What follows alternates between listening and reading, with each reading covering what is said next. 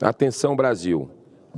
O STF publicou um edital de licitação para a contratação de empresa especializada em monitoramento de redes sociais, num contrato de R$ 345 mil por ano.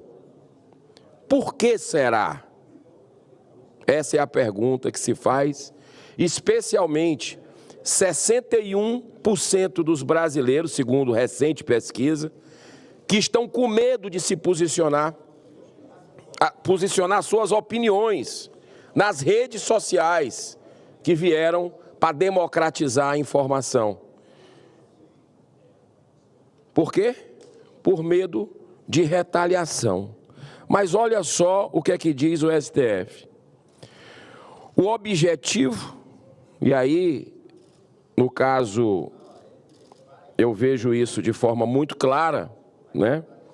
Para mim, é inibir a difusão de investidas contra ministros do Supremo através do acompanhamento contínuo das plataformas Facebook, YouTube, X, Instagram, TikTok e LinkedIn. Eu vou aqui destacar algumas das finalidades descritas no próprio edital. Vamos lá, o item 1. Identificação de indivíduos que compartilham conteúdos relacionados ao STF. Atenção, Brasil! Principalmente quando forem negativos. Ou seja, está proibido falar mal. Vão monitorar. Os poderosos não podem ser criticados.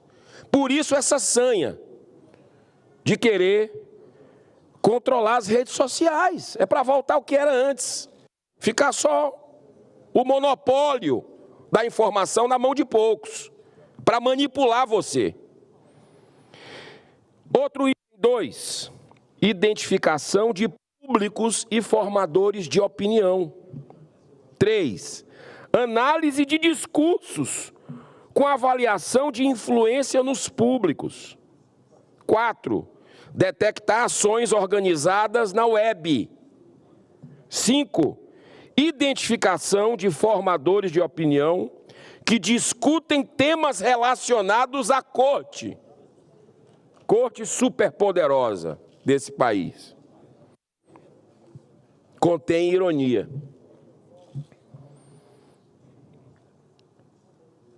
Porque éramos para ter uma independência entre os poderes e éramos para ter um equilíbrio entre os poderes da República. E vamos ter. Mais cedo ou mais tarde nós teremos isso de volta.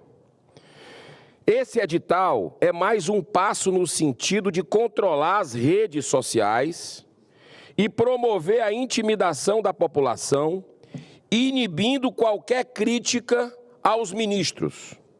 Alguns deles se consideram infalíveis e acima de qualquer suspeita e não aceitam opiniões contrárias.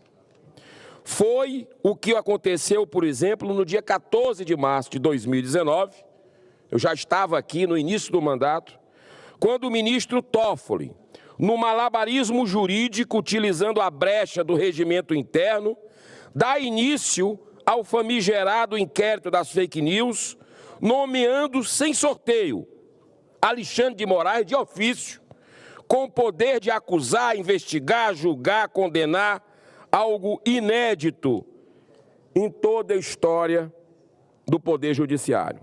Curiosamente, senhor presidente, uma das primeiras medidas foi a decisão para que a revista Cruzoé e o site O Antagonista retirassem imediatamente do ar, sob pena de multa diária de R$100 mil, a reportagem que Marcelo Odebrecht, em colaboração premiada no âmbito da Lava Jato, se refere ao próprio ministro Dias Toffoli como amigo do meu pai, codinome utilizado para o pagamento de propinas.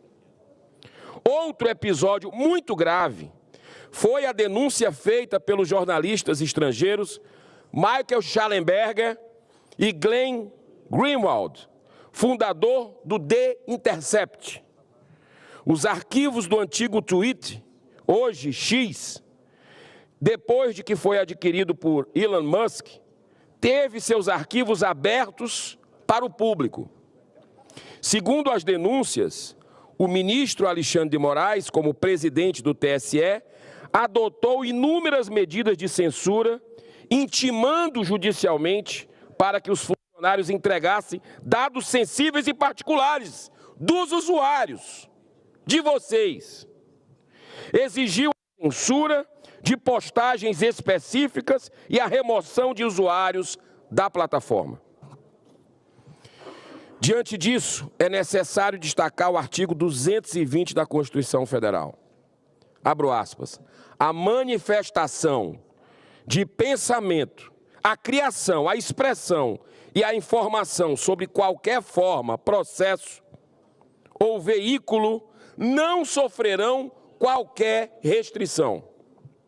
Apesar desse artigo, que veda explicitamente a prática da censura ter sido aprovado em 1988, numa época que não existia a internet, ele continua extremamente atual quando ressalta qualquer veículo.